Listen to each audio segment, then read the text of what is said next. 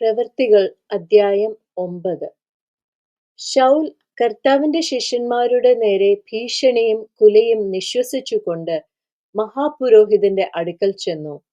ദമസ്കൊസിൽ ഈ മാർഗക്കാരായ വല്ല പുരുഷന്മാരെയോ സ്ത്രീകളെയോ കണ്ടാൽ അവരെ പിടിച്ചുകെട്ടി യെരൂശലേമിലേക്ക് കൊണ്ടുവരാൻ തക്കവണ്ണം അവിടുത്തെ പള്ളികൾക്ക് അവനോട് അധികാരപത്രം വാങ്ങി.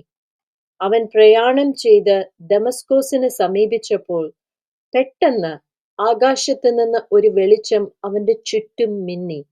അവൻ നിലത്തു വീണു.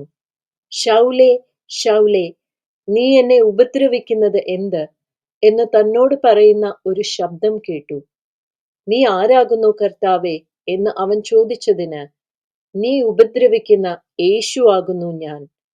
നീ എഴുന്നേറ്റ് പട്ടണത്തിൽ ചെല്ലുക, നീ ചെയ്യേണ്ടുന്നത് അവിടെ വെച്ച് നിന്നോട് പറയും എന്ന് അവൻ പറഞ്ഞു.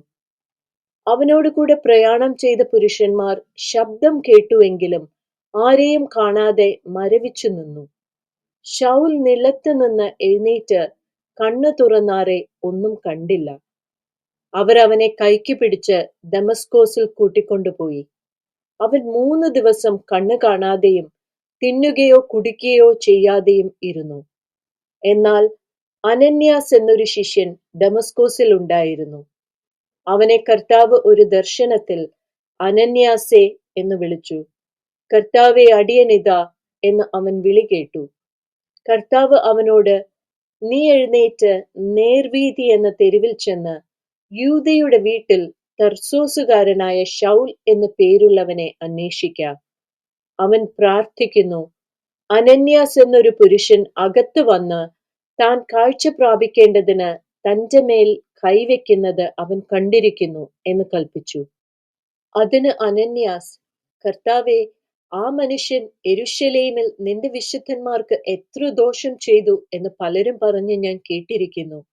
ഇവിടെയും നിന്റെ നാമത്തെ വിളിച്ചപേക്ഷിക്കുന്നവരെ ഒക്കെയും പിടിച്ചു കെട്ടുവാൻ അവന് മഹാപുരോഹിതന്മാരുടെ അധികാരപത്രമുണ്ട് എന്ന് ഉത്തരം പറഞ്ഞു.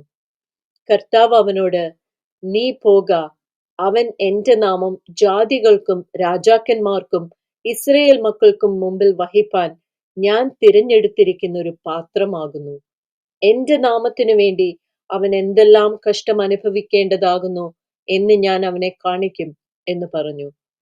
അങ്ങനെ അനന്യാസ് ആ വീട്ടിൽ ചെന്ന് അവന്റെ മേൽ കൈവച്ചു. ശൗലേ, സഹോദര, നീ കാഴ്ച പ്രാപിച്ച് പരിശുദ്ധാത്മപൂർണൻ ആകേണ്ടതിന് നീ വന്ന വഴിയിൽ നിനക്ക് പ്രത്യക്ഷനായ യേശു എന്ന കർത്താവ് എന്നെ അയച്ചിരിക്കുന്നു എന്ന് പറഞ്ഞു. ഉടനെ അവന്റെ കണ്ണിൽ നിന്ന് ചെതുമ്പൽ പോലെ വീണു. കാഴ്ച ലഭിച്ച് അവൻ എഴുന്നേറ്റ് സ്നാനമേൽക്കുകയും ആഹാരം കൈക്കൊണ്ട് ബലം പ്രാപിക്കുകയും ചെയ്തു. അവൻ ദമസ്കൊസിലുള്ള ശിഷ്യന്മാരോട് കൂടെ കുറെ നാൾ പാർത്തു. യേശു തന്നെ ദൈവപുത്രൻ എന്ന് പള്ളികളിൽ പ്രസംഗിച്ചു. കേട്ടവരെല്ലാവരും വിസ്മയിച്ചു. യെരൂശലേമിൽ ഈ നാമം വിളിച്ചപേക്ഷിക്കുന്നവർക്ക് നാശം ചെയ്തവൻ ഇവനല്ലയോ? ഇവിടെയും അവരെ പിടിച്ചുകെട്ടി മഹാപുരോഹിതന്മാരുടെ അടുക്കൽ കൊണ്ടുപോകുവാനല്ലോ വന്നത് എന്ന് പറഞ്ഞു. ശൗലോ മേൽക്കുമേൽ ശക്തി പ്രാപിച്ചു. യേശു തന്നെ ക്രിസ്തു എന്ന് തെളിയിച്ച് ദമസ്കൊസിൽ പാർക്കുന്ന യഹൂദന്മാരെ മിണ്ടാതാക്കി. കുറെ നാൾ കഴിഞ്ഞപ്പോൾ യഹൂദന്മാർ അവനെ കൊല്ലുവാൻ ആലോചിച്ചു. ശൗൽ അവരുടെ കൂട്ടുകെട്ട് അറിഞ്ഞു. അവനെ കൊല്ലുവാൻ അവർ രാവും പകലും നഗരഗോപുരങ്ങളിൽ കാവൽ വെച്ചു. എന്നാൽ അവന്റെ ശിഷ്യന്മാർ രാത്രിയിൽ അവനെ ഒരു കൊട്ടയിലാക്കി മതിൽ വഴിയായി ഇറക്കിവിട്ടു. അവൻ യെരൂശലേമിൽ എത്തിയാറെ ശിഷ്യന്മാരോട് ചേരുവാൻ ശ്രമിച്ചു. എന്നാൽ അവനൊരു ശിഷ്യൻ എന്ന് വിശ്വസിക്കാതെ എല്ലാവരും അവനെ പേടിച്ചു. ബർന്നബാസോ അവനെ കൂട്ടി അപ്പോസ്തലന്മാരുടെ അടുക്കൽ കൊണ്ടുചെന്നു. അവൻ വഴിയിൽ വെച്ച് കർത്താവിനെ കണ്ടതും കർത്താവ് അവനോട് സംസാരിച്ചതും ദമസ്കൊസിൽ അവൻ യേശുവിന്റെ നാമത്തിൽ പ്രാഗൽഭ്യത്തോടെ പ്രസംഗിച്ചതും എല്ലാം അവരോട് വിവരിച്ചു പറഞ്ഞു. പിന്നെ അവൻ യെരൂശലേമിൽ അവരുമായി പെരുമാറുകയും കർത്താവിന്റെ നാമത്തിൽ പ്രാഗൽഭ്യത്തോടെ പ്രസംഗിക്കുകയും ചെയ്തു പോന്നു. യവന ഭാഷക്കാരായ യഹൂദന്മാരോടും അവൻ സംഭാഷിച്ച് തർക്കിച്ചു. അവരോ അവനെ കൊല്ലുവാൻ വട്ടം കൂട്ടി. സഹോദരന്മാർ അത് അറിഞ്ഞ് അവനെ കൈസരിയയിലേക്ക് കൂട്ടിക്കൊണ്ടുപോയി. അവിടെ നിന്ന് തർസോസിലേക്ക് അയച്ചു. അങ്ങനെ യഹൂദ്യ, ഗലീല, ശമര്യ എന്നീ ദേശങ്ങളിലൊക്കെയും സഭയ്ക്ക് സമാധാനം ഉണ്ടായി. അത് ആത്മീക വർധന പ്രാപിച്ചും കർത്താവിനോട് ഭക്തിയിലും പരിശുദ്ധാത്മാവിന്റെ പ്രബോധനയിലും നടന്നും പെരുകിക്കൊണ്ടിരുന്നു. പത്രോസ് എല്ലായിടവും സഞ്ചരിക്കയിൽ ലുദ്ദയിൽ പാർക്കുന്ന വിശുദ്ധന്മാരുടെ അടുക്കലും ചെന്നു. അവിടെ പക്ഷവാതം പിടിച്ച് 8 സംവത്സരമായി കിടപ്പിലായിരുന്ന ഐനെയാസ് എന്നു പേരുള്ള ഒരു മനുഷ്യനെ കണ്ടു. പത്രോസ് അവനോട്, ഐനെയാസേ, യേശുക്രിസ്തു നിന്നെ സൗഖ്യമാക്കുന്നു. എഴുന്നേറ്റ് താനായി തന്നെ കിടക്ക വിരിച്ചുകൊള്ളുക എന്ന് പറഞ്ഞു. ഉടനെ അവൻ എഴുന്നേറ്റു. ലുദ്ദയിലും ഷാരോനിലും പാർക്കുന്നവർ എല്ലാവരും അവനെ കണ്ട് കർത്താവിങ്കലേക്ക് തിരിഞ്ഞു. യോപ്പയിൽ പേടമാൻ എന്നർത്ഥമുള്ള തബീഥ എന്നു പേരുള്ളൊരു ശിഷ്യ ഉണ്ടായിരുന്നു. അവൾ വളരെ സൽപ്രവൃത്തികളും ധർമ്മങ്ങളും ചെയ്തു പോന്നവളായിരുന്നു.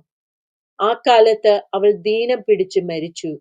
അവർ അവളെ കുളിപ്പിച്ച് ഒരു മാളിക മുറിയിൽ കിടത്തി. ലുദ്ദ യോപ്പയ്ക്ക് സമീപമാകയാൽ പത്രോസ് അവിടെ ഉണ്ടെന്ന് ശിഷ്യന്മാർ കേട്ടു. നീ താമസിയാതെ ഞങ്ങളുടെ അടുക്കലോളം വരേണം എന്ന് അപേക്ഷിപ്പാൻ 2 ആളെ അവന്റെ അടുക്കൽ അയച്ചു. പത്രോസ് എഴുന്നേറ്റ് അവരോട് കൂടെ ചെന്നു. എത്തിയപ്പോൾ അവർ അവനെ മാളിക മുറിയിൽ കൊണ്ടുപോയി. അവിടെ വിധവമാർ എല്ലാവരും കരഞ്ഞുകൊണ്ട് തബീഥ തങ്ങളോട് കൂടെ ഉള്ളപ്പോൾ ഉണ്ടാക്കിയ കുപ്പായങ്ങളും ഉടുപ്പുകളും കാണിച്ചുകൊണ്ടും അവന്റെ ചുറ്റും നിന്നു. പത്രോസ് അവരെ ഒക്കെയും പുറത്തിറക്കി മുട്ടുകുത്തി പ്രാർത്ഥിച്ചു. ശവത്തിന്റെ നേരെ തിരിഞ്ഞു, തബീഥയെ, എഴുന്നേൽക്കൂ എന്ന് പറഞ്ഞു. അവൾ കണ്ണു തുറന്ന് പത്രോസിനെ കണ്ട് എഴുന്നേറ്റിരുന്നു. അവൻ കൈകൊടുത്ത് അവളെ എഴുന്നേൽപ്പിച്ചു. വിശുദ്ധന്മാരെയും വിധവമാരെയും വിളിച്ച് അവളെ ജീവനുള്ളവളായി അവരുടെ മുമ്പിൽ നിർത്തി. ഇത് യോപ്പയിൽ എങ്ങും പ്രസിദ്ധമായി. പലരും കർത്താവിൽ വിശ്വസിച്ചു. പിന്നെ അവൻ തോൽക്കൊല്ലനായ ശിമോൻ എന്ന ഒരുത്തനോട് കൂടെ വളരെ നാൾ യോപ്പയിൽ പാർത്തു.